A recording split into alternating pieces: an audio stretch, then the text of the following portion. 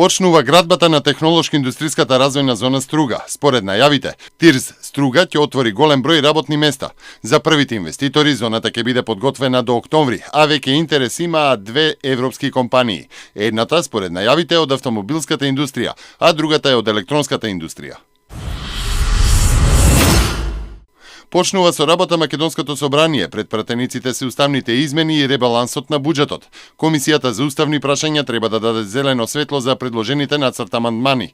Целата постапка за носење на уставните амандмани ќе треба да заврши до крајот на октомври.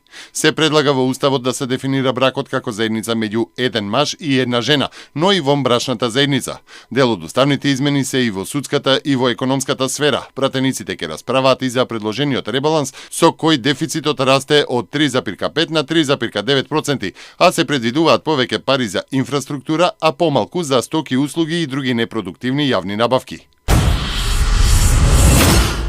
Премиерот Никола Груевски го прими шефот на летонската дипломатија Едгарс Ринкевиц. За време на еднодневната официјална посета на Република Македонија, летонскиот министер имаше средба со македонскиот колега Никола Поповски, а во текот на денот предвиден е и прием во вилата Билјана во Охрид кај претседателот на државата Ѓорѓе Иванов. Посетата на Македонија е само потврда на воспоставеното високо ниво на политички диалог во односите меѓу двете држави. Дискутиравме за билатералните прашања, но и начините и можностите за унапредување на соработката. Договоривме изготвување меморандум за соработка меѓу двете држави, што сметам дека е од особена важност во периодот кога Летонија ќе го преземе претседавањето со Европската унија, истакна гостинот од Летонија. Министерството за труд и социјална политика соопшти дека согласно законот за празниците, четврток 28 август, Успение на Пресвета Богородица или Голема Богородица, е неработен ден за граѓаните на православната вероисповед во Република Македонија. 120 лица се повредени во вчерашниот земјотрес со интензитет од 6 степени според Рихтеровата скала во Северна Калифорнија, кој е најсилниот во изминатите 25 години. По земјотресот избиле повеќе пожари, оштетени се неколку историски згради, а без електрична енергија останаа повеќе илјади домови во заливот Сан Франциско. Гувернерот на Калифорнија, Џери Браун, прогласи вонредна состојба.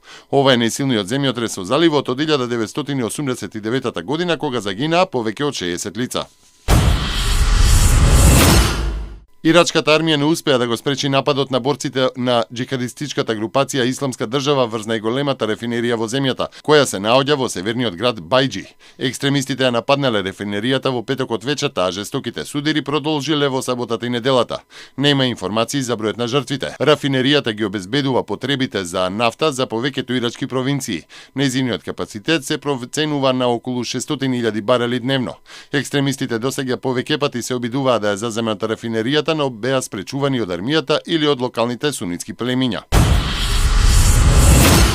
Соединетите американски држави не можат сами да се борат против групацијата Исламска држава во Ирак и Левант, ИДИЛ, чија бескрупулозност и убиства што ги врши го шокираа цивилизираниот свет, пишува весникот Нью Йорк Таймс. За да биде победена ИДИЛ, потребен е организиран долгоречен одговор, вклучувајќи широка коалиција од држави, меѓу кои и други муслимански земји, се наведува во реакцијата на весникот.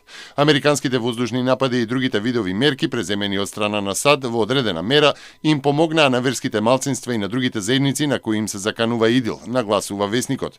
И додека ризикот за Соединетите американски држави и за Западот е реален, оние кои ја плаќаат највисоката цена се муслиманите. Поради тоа, претседателот Барак Обама беше во право кога кажа дека сите влади и народи на Блискиот Исток треба да вложат напори за отстранување на овој рак со цел да не се прошири, пишува Нью Йорк Таймс.